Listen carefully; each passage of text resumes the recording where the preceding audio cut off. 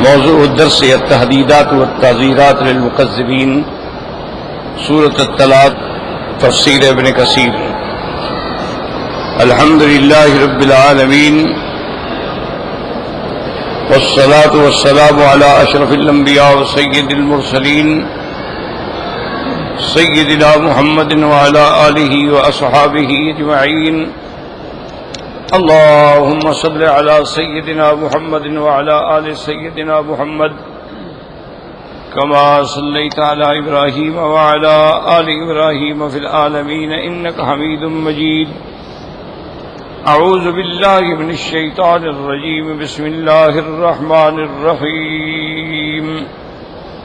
وكأي من قرية عتت عن أمر ربها ورسله فحاسبناها حسابا شديدا وعذبناها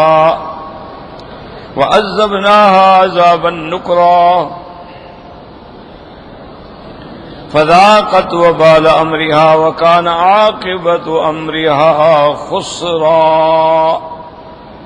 أعد الله لهم عذابا شديدا فاتقوا الله يا أولي الألباب الذين آمنوا قد أنزل الله إليكم ذكرا رسولا يتلو عليكم آيات الله مبينات ليخرج الذين آمنوا وعملوا الصالحات من الظلمات إلى النور ومن يؤمن بالله ويعمل صالحا يدخله جنات تجري من تحتها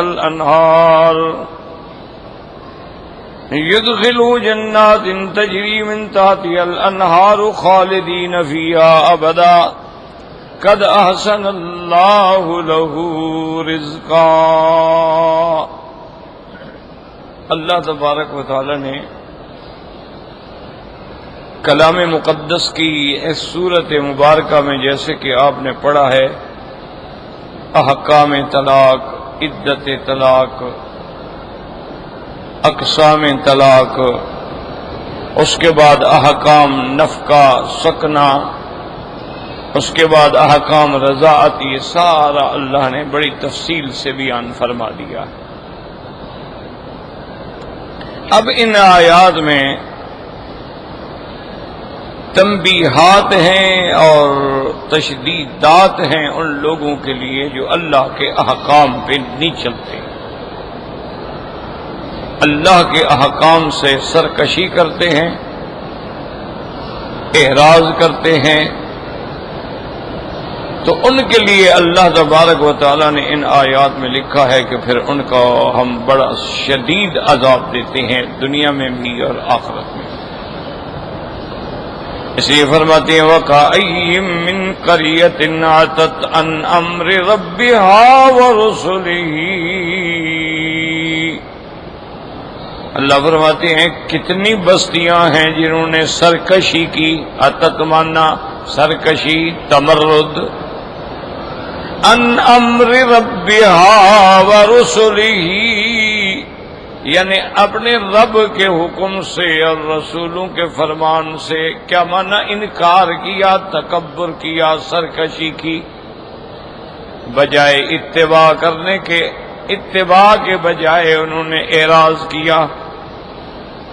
فحاسبناها حسابا شدیدا، پھر ہم نے ان کا حساب لیا، سخت حساب۔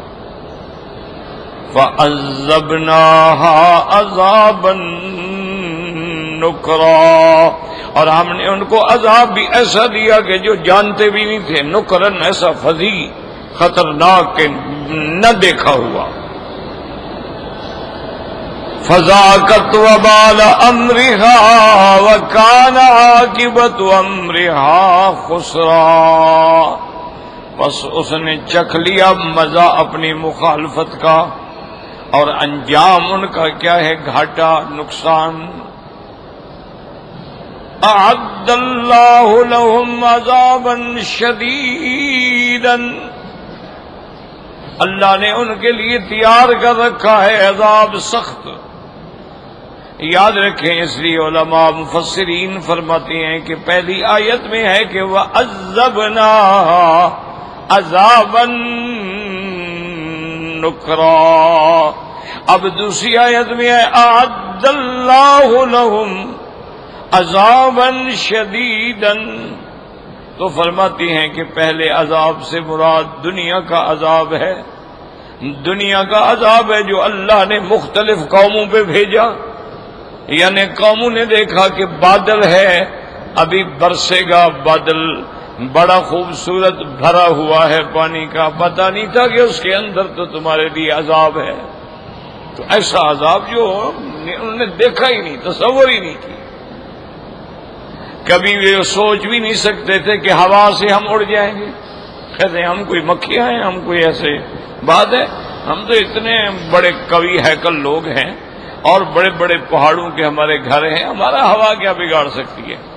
لیکن اللہ تبارک و تعالی نے ایسی ہوا بھیجی جیسے قرآن پاک نے دوسرے آیات میں ذکر فرمایا وَأَمَّا عَادٌ فَأُهْلِكُوا بِرِيحٍ صَرْصَرٍ عَاتِيَةٍ. اللہ نے ایسی ہوا بھیجی جو سرکشی کر کے اپنے حدوں سے نکل گئی، اور وہ ہوا جو تھی پورے 8 دن کے لیے اللہ نے مسلط کر دی، اور ہوا ان کو اٹھا کے اوپر لے جاتی اور پھر گردن کے بل مار کے ٹکڑے کر دے. تو یہ سوچ بھی نہیں سکتے تھے نا کہ جبریل علیہ السلام آئیں گے اور آ کے شہر کے دروازے پہ کھڑے ہو کے صرف ایک آواز نکالیں گے اور پورے کے پورے مر جائیں گے. صیحہ کا عذاب آیا. تو اس لیے وہ علماء فرماتی ہیں اس عذاب سے مراد جو ہے وہ دنیا کا عذاب ہے. اعد اللہ لہم عذابا شدیدا، فرماتی ہیں ان کے لیے ہم نے عذاب سخت تیار کر رکھا ہے، قیامت کا عذاب. کہ اللہ تبارک و تعالی نے جہنم بھی پیدا کر دی ہے اور اس میں انواع عذاب جو ہیں وہ بھی پیدا کر دیے ہیں. تو پہلا عذاب عذاب دنیاوی، دوسرا عذاب جو ہے وہ عذاب اخروی، تو لہذا اس میں کوئی تکرار نہیں. آگے فرماتے ہیں فاتقوا اللہ یا اولی الالباب الذین آمنوا قد انزل اللہ الیکم ذکرا. جیسے آپ پہلے بھی پڑھ چکے، ہر جگہ اللہ نے حکم دیا اللہ سے ڈرو، تقوی اختیار کرو. من یتق اللہ، من یتق اللہ. یہاں بھی فرماتے ہیں فاتقوا اللہ یا، اللہ سے ڈرو عقل والو. اولل الالباب کہتے ہیں عقل. عقل مانا عقل والا وہ ہے جو اپنے رب کو پہچانے، اللہ کی ذات و صفات پر ایمان لے آئے، اللہ کے پیغمبروں پہ ایمان لے آئے. وہ عقل والا ہے کہ عقل کو صحیح استعمال کیا. جس نے عقل کو غلط استعمال کیا ہے اس کا عقل تو نہ ہونے کے برابر ہے. اس لیے قرآن کافروں کو کہتا ہے کہ لہم قلوب لا یفقہون بہا، ان کے دل تو ہیں لیکن یہ میرا قرآن نہیں سمجھتے. وَلَهُمْ أَعْيُنٌ لَا يُبْصِرُونَ بِهَا، ان کے پاس آنکھیں تو ہیں لیکن یہ میرے دلائل قدرت کو نہیں دیکھتے ہیں. وَلَهُمْ آذَانٌ لَا يَسْمَعُونَ بِهَا، ان کے پاس کان تو ہیں لیکن میری پیغمبروں کی دعوت کو نہیں سنتے، حق بات نہیں سنتے. اولئک کالانعام، اللہ نے فرمایا یہ انسان نہیں، ان کی مثال تو جانوروں کی طرح ہے. بل ہم اضل، بلکہ یہ جانوروں سے بھی گئے گزرے ہیں. جانور بھی اپنے چرانے والے کی آواز سنتا ہے، جانور بھی اپنا گھر پہچانتا ہے. یہ کیسے بدبخت ہیں کہ نہ پیغمبر کی آواز کو آتے ہیں نہ اللہ کو پہچانتے ہیں. تو یہ تو جانوروں سے بھی گئے گزرے ہیں. اولئک کالانعام بل ہم اضل اولئک هم الغافلون، یہ اپنی دنیا کی لذتوں کی غفلتوں میں پڑے ہوئے ہیں.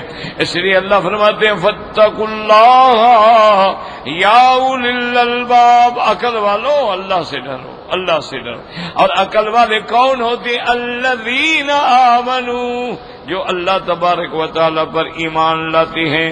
اور اس کے بعد فرماتے ہیں قد انزل اللہ الیکم ذکرا، اللہ نے تمہاری طرف اپنا قرآن اتارا ہے. قرآن ذکر ہے، یاد رکھو.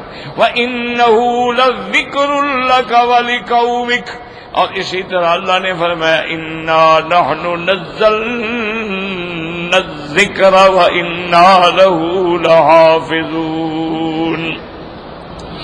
اللہ نے فرمایا یہ ایمان والے ہیں، اس پہ ایمان لاتے ہیں جو ہم نے ان کی طرف کتاب بھیجی، ایمان وحی بھیجا، قرآن بھیجا، رسول بھیجا. رسول یتلو علیکم آیات اللہ مبینات لیخرج الذین آمنوا وعملوا الصالحات من الظلمات الی النور. میں نے رسول بھیجا جو تم پہ پڑھتا ہے اللہ کے قرآن کی آیات کھول کھول کے بیان فرما. کیوں؟ تاکہ تمہیں ظلمات سے، کفر سے، اندھیروں سے، شرک کے اندھیروں سے نکال کے ایمان کی طرف لے جائیں. لیخرج الذین آمنوا، جو ایمان لائے، وعملوا الصالحات من الظلمات الی النور. اچھا، جو ایمان لائے پھر ان کا بدلہ کیا ہوگا؟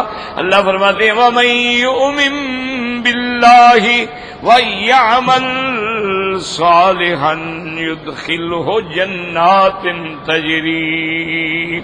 تَجْرِي مِن تَحْتِهَا الْأَنْهَارُ خَالِدِينَ فِيهَا أَبَدًا قد احسن اللہ لہ رزقا. اور جو ایمان لایا، عمل کیے اچھے، اللہ اس کو ایسے باغوں میں داخل کریں گے جن کے نیچے نہریں بہنے والی ہوں گی، اور اس میں وہ ہمیشہ رہیں گے. کیا بہتر رزق ہے جو اللہ نے ایمان والوں کو عطا فرمایا ہے. تو یاد رکھیں کہ ان آیات میں ہمیں دو سبق ملتے ہیں کہ جو نافرمان ہیں ان کے لیے سزا ہے. اب اللہ چاہے تو دونوں سزائیں دیں، دنیا کی بھی اور آخرت کی بھی، چاہے تو آخرت میں دیں. اور اسی طرح ہمیں یہ سبق ملتا ہے کہ جو اللہ سے ڈرنے والے ہیں، اللہ پہ ایمان لاتے ہیں، اللہ کی کتابوں پہ ایمان لاتے ہیں، اللہ کے رسولوں پہ ایمان لاتے ہیں اور اچھے عمل کرتے ہیں، اللہ تبارک و تعالی نے ان کو جنت میں داخل فرمائیں گے. اور وہ ایسی جنت ہوگی، ایسے باغ ہوں گے جن کے نیچے نہریں بہتی ہوں گی، اور وہ اس میں ہمیشہ رہیں. تو اس لیے یعنی اللہ نے دونوں کا تقابل کر دیا، اشقیاء کا بھی ذکر فرما دیا اور سعداء کا بھی ذکر فرما. اسی طرح ایک اور بات اس آیت میں سمجھیں. اللہ فرماتے ہیں وَكَأَيٍّ مِّن قَرْيَةٍ أَتَتْ عَنْ أَمْرِ رَبِّهَا، کتنی بستیاں ہیں جنہوں نے نافرمانی کی. اب بستی تو نافرمانی نہیں کرتی نا، یاد رکھو. تو لفظ بستی کا ہوتا ہے، مراد بستی والے ہوتے ہیں، مراد جو ہیں وہ بستی والے ہوتے ہیں. بستی کیا نافرمانی، دیواریں کیا نافرمانی کریں گی، مکان کیا نافرمانی کریں گے، گھر کیا مانا یہ ہے کہ لفظ کریا ہوتا ہے اور مراد اہل کریا ہوتے ہیں. جیسے کہ حضرت یوسف علیہ السلام کے قصے میں ہے، جب بھائی واپس آئے وَاسْأَلِ الْقَرْيَةِ الَّتِي كُنَّا فِيهَا، تو انہوں نے بھی ابا سے کہا ابا جان آپ ہماری بات پہ اعتبار نہ کریں، آپ بستی سے پوچھ لیں. تو اب بستی یعنی بستی والوں سے پوچھ لیں. مراد یہ ہوتا ہے کہ جہاں ذکر ہوگا قریہ کا تو وہاں مراد یہی ہوتی ہے کہ اس کا اہل مراد ہوتا ہے. جیسے اللہ تبارک و تعالیٰ فرماتے ہیں کئی مقامات پہ اللہ نے ارشاد اذا اردنا ان نہلک قریۃ امرنا مترفیہا ففسقوا فیہا فحق علیہا القول فدمرناها تدمیرا. اللہ فرماتے ہیں جب ہم کسی بستی کو ہلاک کرتے ہیں نا، بستی والوں کو ہلاک کرتے ہیں. لیکن یہاں ایک مسئلہ سمجھیں کہ جب مراد بستی والے ہیں تو اللہ نے بار بار کئی مقامات پہ صرف بستی کا نام کیوں لیا ہے؟ اللہ کے قرآن کو سمجھنے کی کوشش کریں کہ بھئی مراد تو بستی والے ہیں، سیدھی بات ہے، ایمان لائیں گے تو وہی لائیں گے، کفر کریں گے تو وہی کریں گے، اگر انبیاء کی اطاعت کریں گے وہی کریں گے، انکار کریں گے، بڑا بستیاں تو نہیں۔ لیکن ہر جگہ اللہ فرماتے ہیں وَكَأَيٍّ مِّن قَرْيَةٍ وَكَمْ مِّن قَرْيَةٍ أَهْلَكْنَاهَا وَكَمْ مِّن قَرْيَةٍ أَهْلَكْنَا مِن بَعْدِ نُوحٍ وَاسْأَلِ الْقَرْيَةَ۔ تو ہر جگہ قریہ کا ذکر کیوں؟ تو علماء نے ارشاد فرمایا کہ اس سے اشارہ ہے کہ جہاں گناہ ہوتے ہیں، جہاں شرک ہوتا ہے، جہاں بدعات ہوتے ہیں، جہاں منکرات ہوتے ہیں، وہاں صرف بندے ہلاک نہیں ہوتے بلکہ اللہ ان بستیوں کو بھی برباد کرتا ہے۔ ان کے گناہوں کی وجہ سے گویا وہ بستیوں پر بھی عذاب ہے۔ اس کی ایک واضح مثال ہے کہ جب قوم نوح پر اللہ نے عذاب کا فیصلہ کیا تو اللہ نے حکم دیا جبریل علیہ السلام کو کہ قوم نوح کی جو بستیاں ہیں ان کو اٹھاؤ تو خوم الارض سے۔ 5 بستیاں تھیں، سب سے بڑی قریہ سدوم تھی، ان نے زمین سے اٹھایا اور آسمانوں تک لے گئے۔ اللہ نے حکم دیا اب ان کو الٹا پھینک دو زمین، جعلنا عالیہا سافلہ، تو بستی ہی اجڑ گئی نا۔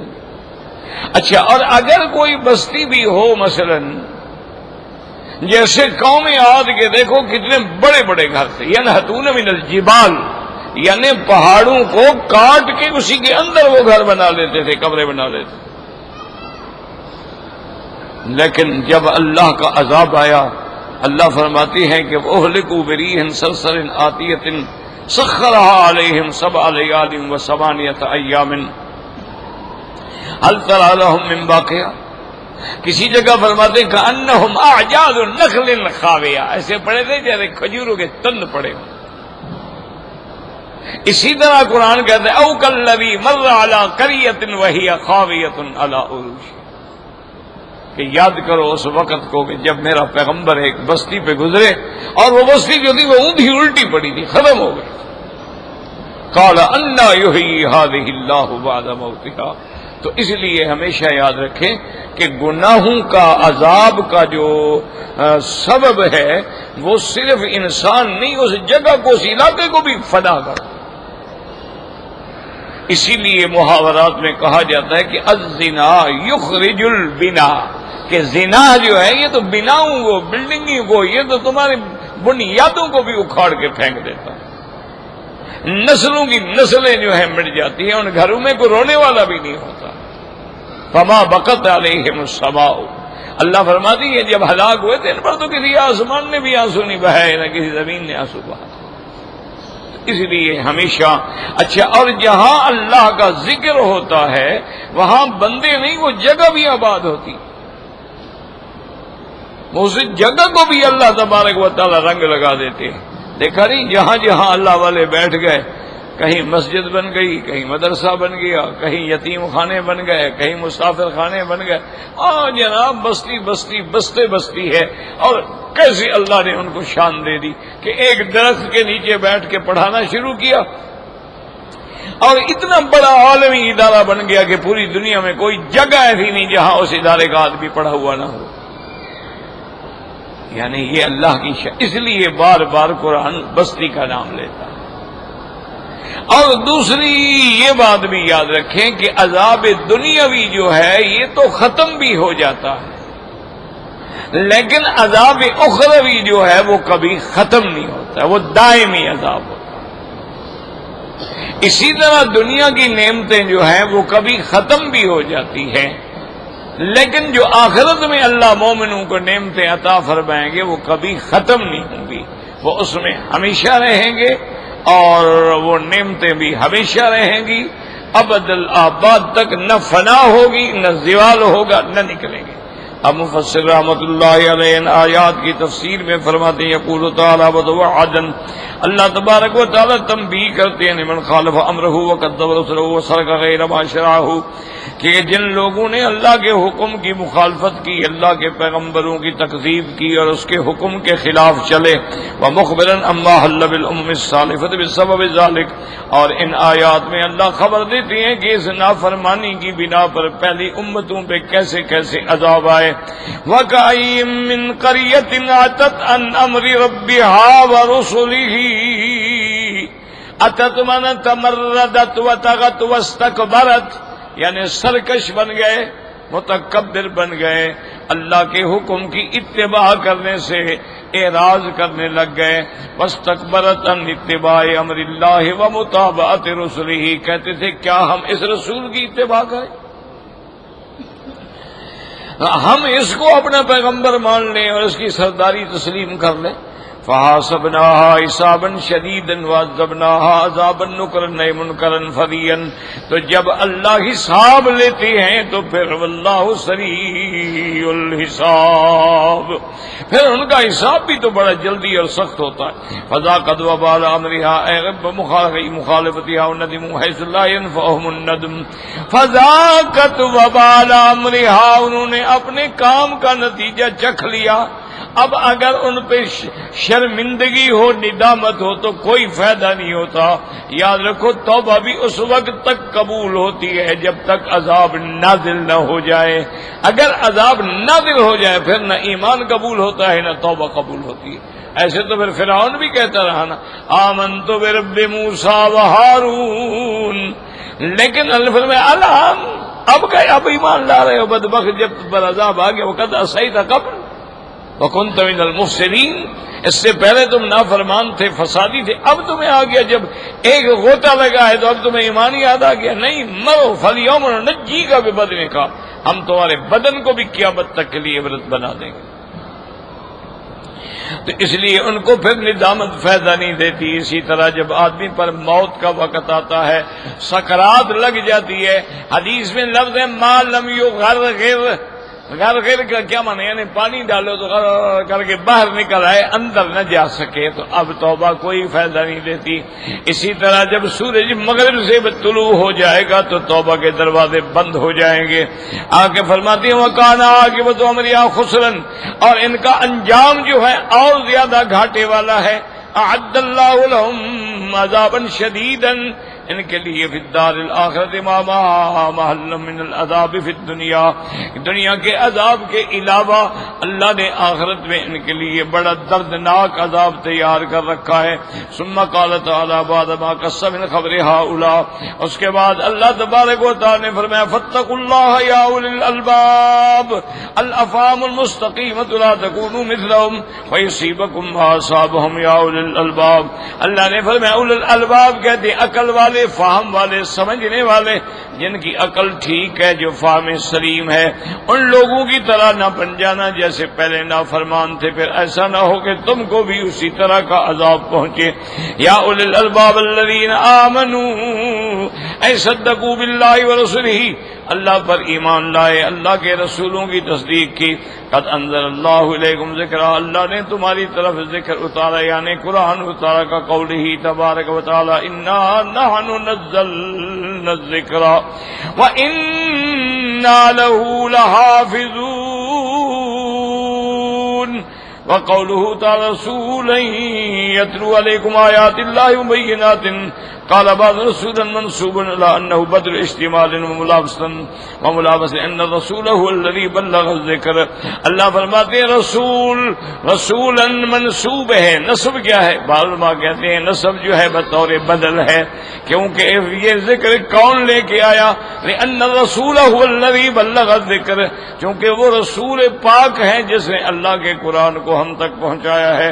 وقال ابن جریر الصواب ان الرسول ترجمۃ للذکر یا تفسیر لہو، اور ابن جریر رحمۃ اللہ علیہ فرماتی ہے قرآن پاک میں جو آیا ہے اس آیت مبارک میں قد انزل اللہ الیکم ذکر الرسول یتلو، وہ فرماتے ہیں ذکر سے مراد یہاں قرآن نہیں ہے بلکہ ذکر سے مراد اللہ کا پیغمبر ہے، ذکر سے مراد رسول صلی اللہ علیہ وآلہ آلہ وصحبہ وسلم ہے۔ تو گویا ذکرن رسولن تفسیر ہے ذکرن کی، رسولا یتلو علیکم، آیات اللہ مبینات فی قولہا بھیا لکونہا بینتن واضحتن جلیتن. میرا پیغمبر جو تم پہ آ کے اللہ کے قرآن کی آیات تلاوت کرتے ہیں، اور آیات بھی ایسی جو کھلی ہوئی ہیں، جو واضح ہیں بالکل، جس میں کوئی ابہام نہیں ہے. کیوں پڑھتے ہیں؟ لِيُخْرِجَ الَّذِينَ آمَنُوا وَعَمِلُوا الصَّالِحَاتِ مِنَ الظُّلُمَاتِ إِلَى النُّورِ، تاکہ نکالے ان لوگوں کو جو ایمان لائے اور اچھے عمل کیے، ان کو اندھیروں سے نکال کے ایمان کی طرف لے جائیں. یاد رکھو، ظلمات سے مراد جو ہے وہ شرک ہے، ظلمات سے مراد جو ہے وہ کفر ہے، کیونکہ شرک اور کفر جو ہیں یہ اندھیرے ہیں، اور ایمان جو ہے وہ نور ہے، وہ ہدایت ہے، وہ روشنی ہے. جیسے اللہ پاک نے دوسرے مقام پہ بھی فرمایا لِيُخْرِجَ الَّذِينَ آمَنُوا وَعَمِلُوا الصَّالِحَاتِ مِنَ الظُّلُمَاتِ إِلَى النُّورِ كَقَوْلِهِ تَعَالَى كِتَابٌ أَنزَلْنَاهُ إِلَيْكَ. میرے محبوب، ہم نے تجھ پہ اپنی کتاب اتاری ہے. کیوں؟ لِتُخْرِجَ النَّاسَ مِنَ الظُّلُمَاتِ إِلَى النُّورِ، تاکہ آپ لوگوں کو نکالیں اندھیروں سے نور کی طرف. اور اللہ پاک فرماتے ہیں اللہ ولی الذین آمنوا یخرجہم من الظلمات إِلَى النُّورِ. اللہ ایمان والوں کے دوست ہیں، اللہ ایمان والوں کے مددگار ہیں، جو ان کو کفر اور شرک کے اندھیروں سے نور ایمان کی طرف ہدایت دیتے ہیں. اے من ظلمات الکفر والجہل الی نور الایمان والعلم. اللہ تبارک و تعالی ان کو ظلمات کفر اور جہل سے. اچھا، ایک بات یہاں قرآن کی آیت میں مزید سمجھ لیں کہ جہاں جہاں بھی اس قسم کی آیات آئی ہے نا، تو لفظ ظلمات ہمیشہ جمع کا صیغہ ہے. لِيُخْرِجَ النَّاسَ مِنَ الظُّلُمَاتِ جمع، لِيُخْرِجَ الَّذِينَ آمَنُوا وَعَمِلُوا الصَّالِحَاتِ مِنَ الظُّلُمَاتِ. اللہ ولی الذین آمنوا یخرجہم من الظلمات. یاد رکھو، ظلمات ہمیشہ جمع کا صیغہ آیا ہے، اور نور جو ہے وہ ہمیشہ مفرد آیا ہے. یعنی اللہ نے آگے یہ نہیں فرمایا ظلمات کے مقابلے پہ انوار، فرمایا نور، تو نور تو مفرد ہے. تو اس کی کیا وجہ ہے کہ ظلمات جمع کا صیغہ ہے اور نور جو ہے وہ مفرد ہے؟ تو علماء نے فرمایا اس کی وجہ یہ ہے کہ کفر جو ہے نا، اس کی تو کئی قسمیں ہیں نا. یہودیت ہے، نصرانیت ہے، سنویت ہے، بدھ مت ہے، ہندو مت ہے، یدھ مت ہے، اور دنیا کے کتنے انواع ان من الکفر ہیں. کوئی ستاروں کے پجاری ہیں، کوئی جانوروں کے پجاری ہیں، کوئی گائے کے پجاری ہیں، کوئی دریاؤں کے پجاری ہیں، کوئی درختوں کے پجاری ہیں. انواع ہے، اندھیرے اندھیرے اندھیرے. اور ایمان تو ایک ہے نا، حضرت نوح علیہ السلام سے لے کر حضور تک ایمان ایک ہے. اللہ پر ایمان لاؤ، اللہ کے رسول پر ایمان لاؤ، اللہ کی کتابوں پر ایمان لے. اس میں کوئی تبدل نہیں کہ نوح علیہ السلام نے کوئی اور بات کی ہو، ابراہیم علیہ السلام نے کوئی اور بات کی ہو، ان سب کی ہے. تو جب عقیدہ توحید ایک ہے تو اس لیے مفرد آیا نور نور نور. اور ظلمات کفر جو ہے اندھیرے مختلف ہیں، تو اس لیے جمع کا صیغہ لایا گیا من الظلمات الی النور، من الظلمات الی النور. اور اسی طرح ایک بات کو یاد رکھیں کہ مثلا کفر ہے، بدعات ہیں، اہواء ہیں، احداث ہیں، وہ چاہے آپ ان کو جتنا رنگ چڑھائیں وہ اندھیرا ہی اندھیرا. اور ایمان جو ہے وہ نور ہے. ایک دفعہ جس نے کلمہ پڑھ لیا وہ سیدھا روشنی میں آ گیا، اس پر تمام باتیں جو ہے واضح ہو گئی. یہی وجہ ہے کہ قیامت والے دن پھر مومنوں کے چہرے جو ہیں وہ روشن ہوں گے اور کافروں کے چہرے جو ہیں سیاہ. یہی وجہ ہے کہ جو نور ایمان جن کو مل گیا، نور قرآن پر جو ایمان لے آئے، قیامت میں بھی ان کے ساتھ نور ہوگا. نورہم یسعی بین ایدیہم و بایمانہم، ان کے آگے دائیں سب نور چل رہا ہو. یقولون ربنا اتمم لنا نورنا، اللہ سے دعائیں مانگ رہے ہوں گے، یا اللہ یہ نور ہمارا دائمی ہو، ایسا نہ ہو کہ راستے میں جیسے منافقوں کو آپ نے دے کے پھر چھین لیا ہے، ہم سے بھی چھن جائے، ہمارا نور مکمل فرما دے۔ تو اس لیے ہمیشہ یاد رکھیں ظلمات جمع کا صیغہ آتا ہے اور نور مفرد کا صیغہ آتا ہے۔ اور اس کے بعد فرماتے وقسم اللہ تعالی الوحی الذی انزلہ نورا لما یحصل به من الہدی کما سماہ روحا لما یحصل به من حیاته القلوب۔ اب مفسر فرماتے اللہ نے قرآن کو نور کیوں فرمایا ہے؟ چونکہ جیسے نور سے پتہ لگتا ہے نا بھی یہ سڑک ہے یہ کھائی ہے، اسی طرح قرآن سے بھی ہدایت مل جاتی ہے۔ اسی طرح اللہ نے قرآن کو روح بھی کہا ہے چونکہ یہ دلوں کی زندگی ہے، حیات ہے، جیسے ہر چیز کو پانی زندہ کرتا ہے دلوں کو اللہ کا قرآن زندہ کرتا ہے۔ وَإِذَا تُلِيَتْ عَلَيْهِمْ آيَاتُهُ زَادَتْهُمْ إِيمَانًا، اسی لیے اللہ فرماتے ہیں وَكَذَلِكَ أَوْحَيْنَا إِلَيْكَ رُوحًا مِّنْ أَمْرِنَا مَا كُنتَ تَدْرِي مَا الْكِتَابُ وَلَا الْإِيمَانُ وَلَكِنْ جَعَلْنَاهُ نُورًا نَهْدِي بِهِ مَن نَّشَاءُ مِنْ عِبَادِنَا وَإِنَّكَ لَتَهْدِي إِلَىٰ صِرَاطٍ مستقیم۔ وقوله تعالی ومن یؤمن باللہ ویعمل صالحا یدخلہ جنات تجری من تحتها الانہار خالدین فیہا ابدا قد احسن اللہ له رزقا۔ قد تقدم تفسیر مثل هذا غیر مرۃ بما اغنى عن اعادته ها هنا وللہ الحمد والمنہ۔ اب مفسر فرماتے ہیں کہ اس آیت کی تفسیر مبارک جو ہے کئی صورتوں میں گزر چکی ہے، دوبارہ بیان کرنے کی کوئی ضرورت نہیں ہے، واللہ اعلم۔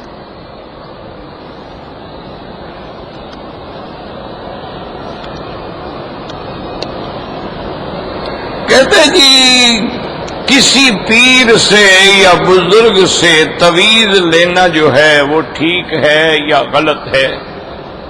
میرا بھائی یہ دیکھنا ہوتا ہے کہ کیا وہ اللہ کے قرآن سے کچھ بتلاتے ہیں یا حدیث مبارک سے بتلاتے ہیں، جیسے حضور پاک صحابہ کو سکھلاتے تھے بچوں کے لیے یہ پڑھا کرو، اپنے لیے یہ پڑھا کرو، آیت الکرسی پڑھا کرو، آخری صورتیں جو ہیں وہ تلاوت کیا کرو، معوذتین پڑھا کرو۔ تو اگر قرآن و حدیث ہے تو پھر تو ٹھیک ہے، لیکن جو لوگ ایسے طویل لکھتے ہیں کہ اس کی زبان بھی ہمیں سمجھ نہیں آتی ہے کہ وہ سنسکرت میں ہے، وہ ہندی میں ہے، وہ کسی اور زبان میں ہے، یا صرف اس میں ہنس سے لکھے ہو، تو کیا پتا اللہ عالم اس سے کیا مراد ہے۔ ہو سکتا ہے اس میں کوئی ایسا لفظ بھی ہو جو اسلام کے خلاف ہو، تو ایسی چیزوں سے بچنا چاہیے۔ اسی طرح آگے یاد رکھیں کہ علماء میں اختلاف ہے کہ بھی کیا توید لے کے گلے میں ڈالنا یا ہاتھ پہ باندھنا یا بچوں کے گلے میں لٹکانا جائز ہے یا ناجائز، وہ وہاں بھی وہی دو باتیں ہیں۔ علماء کہتے ہیں اگر قرآن حدیث کی آیت لکھی ہوئی ہے تو جائز ہے، جیسے قرآن کو جیب میں رکھنا جائز ہے، اس کو بھی ہاتھ میں یا گلے میں رکھنا جائز ہے، اور اگر وہ قرآن و حدیث کے علاوہ ہے تو پھر نہیں رکھنا چاہیے۔ باقی جن تمائم سے حضور نے منع فرمایا ہے وہ مراد ہے وہ شرکیہ دور کی کلامیں، وہ شرک والی باتیں جو اس زمانے میں کافر کرتے تھے، لکھتے تھے، پڑھتے تھے، گلے میں لٹکاتے تھے۔ لیکن افضل یہ ہے کہ تعویذ جو ہے چاہے قرآن و حدیث مبارک کا بھی ہو، گلے میں نہ لٹکائیں تو بہتر ہے، پڑھ کے دم کر کے سارے بدن پہ پھیر دیا۔ اب سرکار دو جہاں صلی اللہ علیہ وسلم آپ آخری صورت معوذتین جو ہیں وہ پڑھ کے دم کر کے پورے بدن پہ جہاں تک ہاتھ پہنچے پھیر دیتے تھے، اور اسی طرح صحابہ کو بھی حکم دیتے تھے، اور اسی طرح حضور صلی اللہ علیہ وسلم کبھی خود پڑھ کے حضرت حسن حسین پر بھی ہاتھ پھیرتے تھے۔ تو بہرحال اس میں تو پھر اختلاف ہی نہیں نا، جھگڑا نہیں، تویز میں اختلاف تو ہے نا، بعض علماء کے نزدیک جائز ہے، بعض کے نزدیک ناجائز ہے، تو اس لیے آدمی وہ کام کیوں نہ کرے جس میں کوئی جھگڑا ہی نہ ہو۔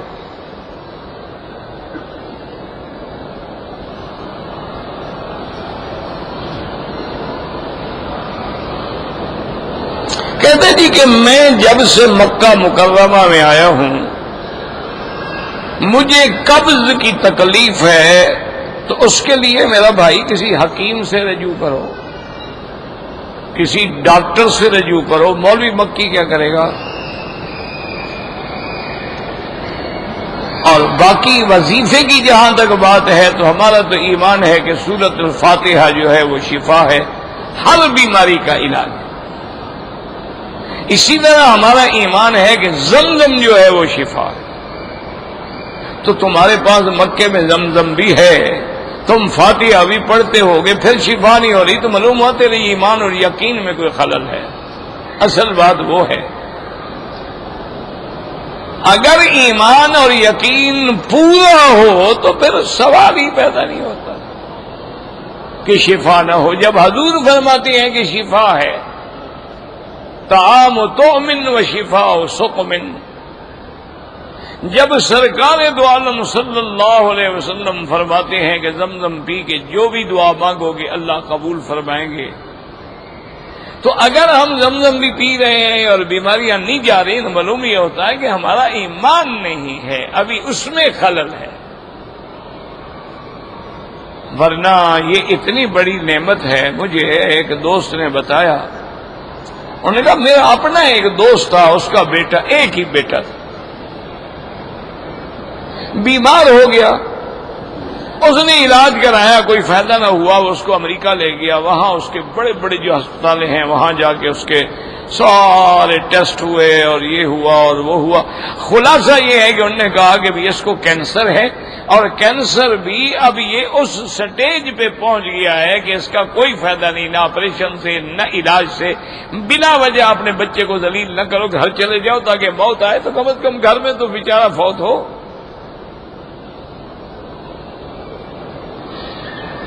وہ کہتا ہے کہ میں وہاں سے واپس آیا اور میں نے جہاز میں ہی نیت کر لی کہ گھر نہیں جاؤں گا، سیدھا میں نے عمرہ کیا، بچے نے بھی عمرہ کیا، میں نے مکہ شریف میں ہوٹل میں کمرہ لے کے ڈیرا لگا دیا، اور ہر نماز کے بعد بچے کو لے آتا، اس کو زمزم سے نہلاتا بھی، زمزم پلاتا بھی اور دعائیں بھی مانگتا رہتا، ہر نماز کے بعد یہ معمول بنا دیا۔ وہ کہتا ہے میں نے بس ڈیرا ڈال دیا نا، تقریباً کچھ 40-41 دن میں یہاں پڑا رہا، میں نے دیکھا کہ بچہ آہستہ آہستہ ٹھیک ہو رہا ہے، خوش ہو رہا ہے، اب درد بھی کم ہے، اس کا وزن بھی بڑھنا شروع ہو گیا ہے۔ تو 41 دن جب گزرے تو بچہ بالکل حشاش میں، وہ کہتا ہے پھر بھی میں گھر نہیں گیا، پھر میں دوبارہ امریکہ کی ٹکٹ کٹائی، پھر انہی ہسپتالوں میں لے گیا، پھر انہوں نے دوبارہ سارے ٹیسٹ کیے، MRI کیا، پتہ نہیں کیا کیا کیا۔ انہوں نے کہا بھی یا تو یہ بچہ وہ نہیں ہے جس کی فائل ہمارے پاس ہے، اور اگر یہ وہی بچہ ہے تو اب اس کو کوئی کینسر شنسر نہیں ہے، پتہ نہیں کہاں گیا، ہمیں سمجھ نہیں آتی۔ تو یقین ہو تو فائدہ ہو نا۔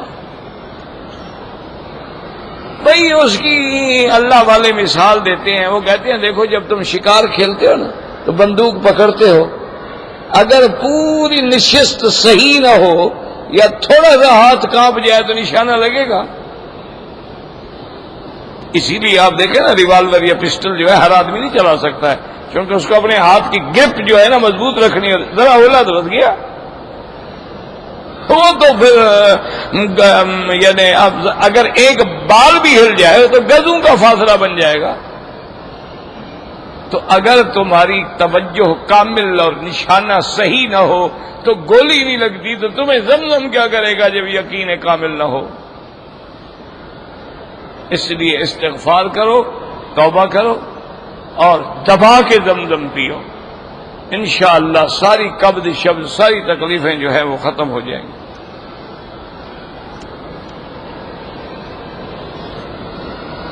کہتے جی کہ صبح جب نیند سے جاگیں تو کیا دعا پڑھنی چاہیے؟ الحمدللہ الذی احیانا بعدما اماتنا والیہ النشور۔ اور اسی طرح جب حضور صبح آسمانوں پہ نظر ڈالتے تو فرماتے ان فی خلق السماوات والارض واختلاف اللیل والنہار، آخر تک۔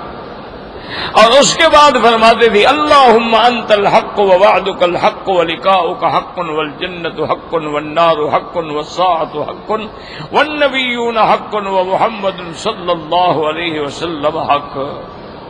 تو یہ اور بھی کئی دعائیں ہیں، اصبحنا واصبح الملک للہ والحمد للہ رب العالمین۔ جو بھی تمہیں یاد ہو پڑھ لیا کرو، کچھ بھی یاد نہ ہو تو الحمدللہ الحمدللہ یہ تو آتا ہے نا۔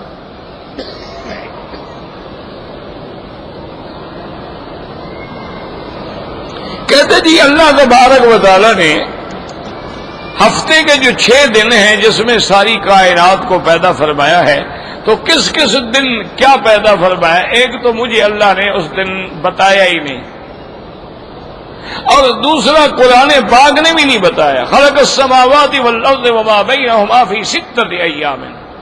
حدیث ہمیں صرف یہ کہتی ہے کہ آخری دن جو تھا وہ جمعہ تھا، اور اس کے آخری ٹائم میں حضرت آدم کو اللہ نے پیدا کیا۔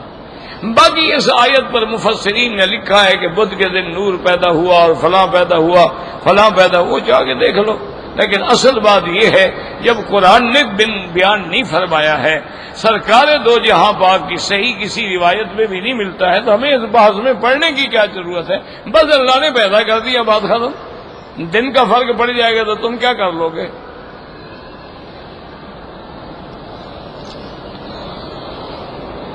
آدمی مرتے وقت کیا پڑھے؟ مرتے وقت کلمہ پڑھے، اور جو اس کے ارد گرد لوگ بیٹھے ہیں وہ بھی کلمہ پڑھیں، تاکہ اگر وہ بھولا ہے تو یاد آ جائے۔ اس کو کہو نہیں کہ کلمہ پڑھو، تاکہ نعوذ باللہ وہ بیچارہ بیماری میں کہیں یہ نہ کہہ میں نہیں پڑھتا۔ بس تم پڑھتے رہو لا الہ الا اللہ رسول اللہ لا الہ الا اللہ، تاکہ اس کو یاد آ جائے۔ سورۃ یاسین پڑھو تاکہ اللہ کرے اس کی روح کی نکلنے میں آسانی ہو جائے، اور جب اس کے بعد فوت ہو جائے تو انا للہ و انا الیہ راجعون۔